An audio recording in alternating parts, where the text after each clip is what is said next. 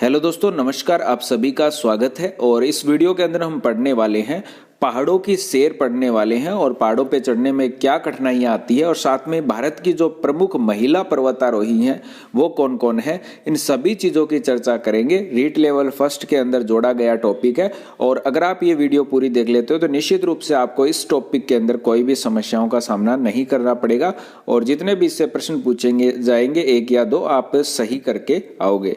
तो स्टार्ट करते हैं। सबसे ऊंची चोटी की अगर हम बात करें तो माउंट एवरेस्ट हो जाएगी संसार की सबसे ऊंची चोटी और जिसकी ऊंचाई है 8,848 मीटर।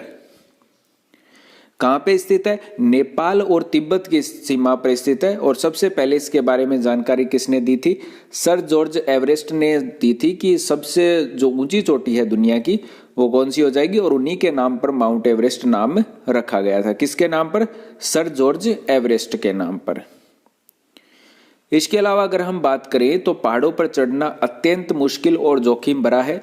माउंट एवरेस्ट पर चढ़ने के दौरान कई लोगों ने अपनी जान गंवा दी। इसकी खड़ी चढ़ाई, तेज ठंड, बर्फीली हवाओं और ऊंचाई पर वायु दाब कम होने से सांस लेने में कठिनाइयों के कारण एवरेस्ट की चोटी पर पहुंचना बहुत जोखिम भरा है। यानी जैसे जैसे हम ऊपर जाते हैं तो क्या होता है कि ऑक्सीजन की मात्रा कम होती जाती है। तो इसी प्रकार से जो माउंट एवरेस्ट की चोटी पर सांस लेने में कठिनाई का सामना करना पड़ता है, इसलिए ऑक्सीजन का सिलेंडर लेके साथ में जाना पड़ता है। साथ में वहाँ पे तेज ठंड होती है, बर्फीली हवाएं भी चलती है। इसके अलावा बात करें तो दो साहसी व्यक्ति एडमंड हिलेरी न्यूजीलैंड और तेंजिंग शेरपा नेपाल दुनिया के इस चोटी पर पहुंचने वाले पहले व्यक्ति थे। उन्हें वहां पहुंचने में 2 महीने लगे थे। पर्वतारोही को सांस लेने के लिए ऑक्सीजन का सिलेंडर ले जाना पड़ता है, कभी कभी भूस्खलन हो जाता है। अतः अनुशासन में रहना, जोखिम उठाने की क्षमता, धैर्य, सहनशीलता आदि के गुण पर्वतारोही में होने आवश्यक है। तो ये सभी चीजें यहाँ पे होनी चाहिए।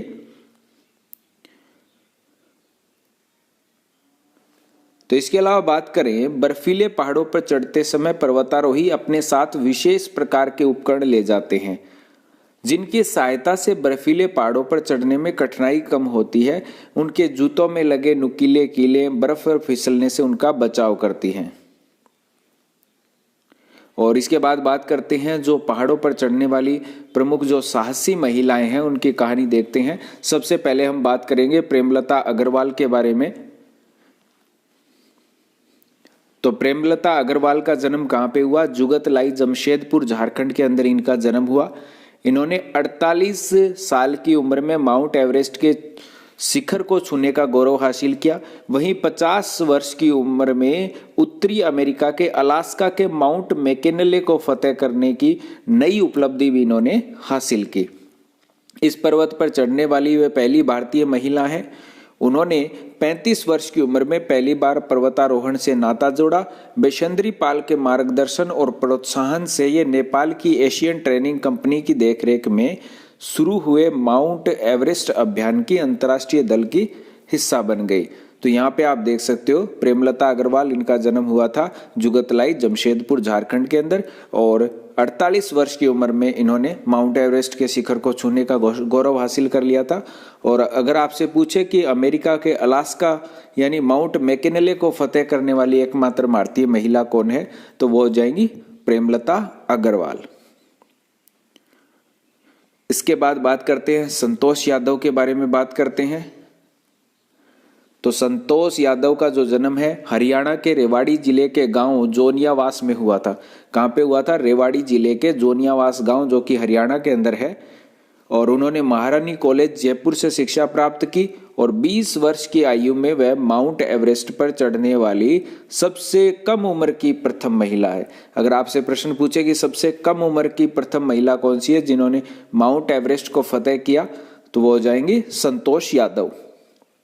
इसके अलावा कांगसुंग की तरफ से माउंट एवरेस्ट पर सफलतापूर्वक चढ़ने वाली विश्व की पहली महिला थी। उन्होंने एवरेस्ट पर चढ़ाई करने में भी सफलता प्राप्त की। इसके बाद बात करते हैं बेचेंद्री पाल के बारे में। तो बेचेंद्री पाल को हमेशा लगता था कि वो लड़की होकर लड़कों से पीछे नहीं रह सकती। बेचेंद्री का जन्म हुआ था उत्तराखंड के नाकुरी गांव में। बचपन से ही बेचेंद्री साहसिक इरादों वाली लड़की थी। स्कूल पिकनिक के दौरान बेचेंद्री खेल खेल में पहाड़ पर चढ़ गई। नेहरू पर्वतारोहण संस्थान में प्रशिक्षण प्राप्त करने के दौरान उन्होंने गंगोत्री पर्वत और रुडुगेरा पर्वत के आरोहण अभियान में भाग लिया और इनके इसी साहस और उत्साह के कारण उन्हें एवरेस्ट अभियान दल में चुना गया। एवरेस्ट चढ़ाई के दौरान भारी भूस्खलन, जमीन खिसक गई थी, बेचेंद्री के सिर पर चोट लगी थी और उनके साथी भी घायल हो गए थे। बाकी सदस्य लौट गए। बेचेंद्री ने हिम्मत नहीं हारी और इसी साहस और दृढ़ निश्चय ने एवरेस्ट पर कदम रखने वाली प्रथम महिला बना दिया।